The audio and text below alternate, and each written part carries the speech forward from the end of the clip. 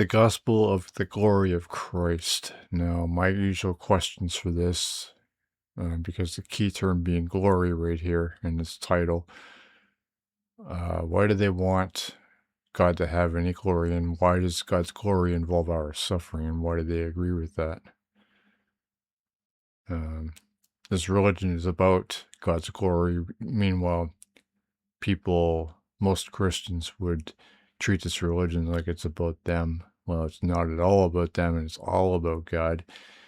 You could say that human life is secondary, but it's not even on the, it's not even secondary. It's nothing. Therefore, we have since we have this ministry, as we received mercy, we do not lose heart. I don't even know what that means, but as we received mercy, would God need to? Well, my usual question for this, mercy being the key term to this little sentence, would be, would mercy be required if God was a responsible creator? I never get a response for that. I wonder why that fucking is. You do not lose heart. For what? Now, obviously, this whole thing is about sin. That's the whole backbone of Christianity. But if that's what it's talking about, then my response to that would be, well, sin can't be because Adam and Eve were both created by God. God being incapable of evil as they are brainwashed to believe, or God would be unable to provide such an option to go against him, which is, the absence of God and all that shit. But also the other side of the coin there is Adam and Eve wouldn't have been able to choose against him. So those are the two main problems of that. It's not a refutation of free will, it's just a breakdown of sin. So we do not lose heart. I don't know what that means, so I can't really say anything about it. But we have renounced the hidden. I won't be going through all of this either. Actually, one thing I'll say, one comment, just an observation. Aside from the whole page being highlighted, I don't understand why half of it in blue, half of it in red, and half in blue. That I don't understand. Anyway, just as we have renounced the hidden things of shame, not walking in the craftiness or adulterating, whatever that means, the word of God, but by the manifestation of truth. Okay, the key word there is truth. My usual response to that lately has been, well, why do they agree with the truth? To which their answer would be that it doesn't matter what they agree with, it's the truth. But the reality is they can always reject it, but they don't. And that's the key question right there. But aside from that, while they believe this is the truth, obviously, that would lead to the question of why do they agree with 9/11? That question pisses them off. Commending ourselves to every man's conscience in the sight of God. Okay. But we have renounced the hidden things of shame. What shame? Hidden things of shame. What does that even mean? Hidden things of shame. That doesn't make any sense. They have renounced the hidden things of like what? Not walking in craftiness or adulterating the word of God. I don't know what that means. Yeah, I don't know what to do about that. And even if our gospel is veiled, it is veiled to those who are perishing. Now, would perishing be a human reality if God was a responsible creator? Or who made perishing our reality? Well, most Christians would say we did, but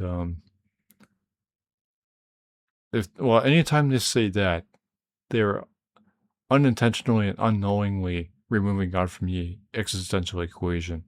That's all that needs to be said there. So, in whose case the God of this age has blinded the minds of the unbelieving, so that, right, and who it would be, this guy did no service highlighting this shit. It's become harder to read. In whose case the God of this age has blinded the minds to the unbelieving, so that they might not. What? The God of this age is blind. What is this talking about? The God of this age. Who is it refer? Who is this passage? I guess passage is. Who is this passage referring to? What's it talking about? A God of this age has blinded the minds of unbelieving people, so that they might not see the light of glory of Christ, who is the image of God. How is the glory? Well, okay, yeah. So the glory of Christ would be a light to him, not to us. Where this religion has humanity at every expense possible. Maybe I should rephrase that. This religion is at humanity's every expense. So I don't know. I might not see the light of the gospel of the. So the light. So gospel. The glory of Christ is the only light. How is that light? And they say that darkness is Satan. Well,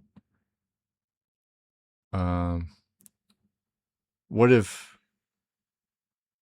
Well, they don't want Satan to have any glory. Well, how is it?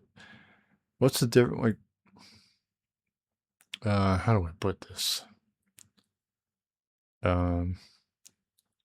Why is it okay for Christ to want glory but not Satan? Because Satan doesn't provide heaven? God or Satan didn't create life? What? The glory of Christ. Why would anyone want Christ to have any glory? And why does this motherfucker even need glory? The fuck? For we do not preach ourselves, but Jesus Christ is Lord. See, this is what I always ask people. They say that, oh, well, it doesn't matter how we feel about the truth. It just is the truth. And then that's where preaching is the problem, because their preaching is at man's expense, because it, these people, it's also at their expense also, because they're throwing their life away to this nonsense, even if it is the truth. And again, as I mentioned before, they can always reject it, but they don't. So for them to say that, oh, it doesn't matter how we feel about it. Yes, it does, because it's making you guys preach. And I've heard many Christians over the years say, I will never stop preaching. They just make that declaration. And they don't care how other people feel about it. You know, they're siding with God at the absolute expense of everyone. But I think I'll leave it at that. How long is this video now? Yeah, it's over 9 minutes. Fuck that. I don't like long videos.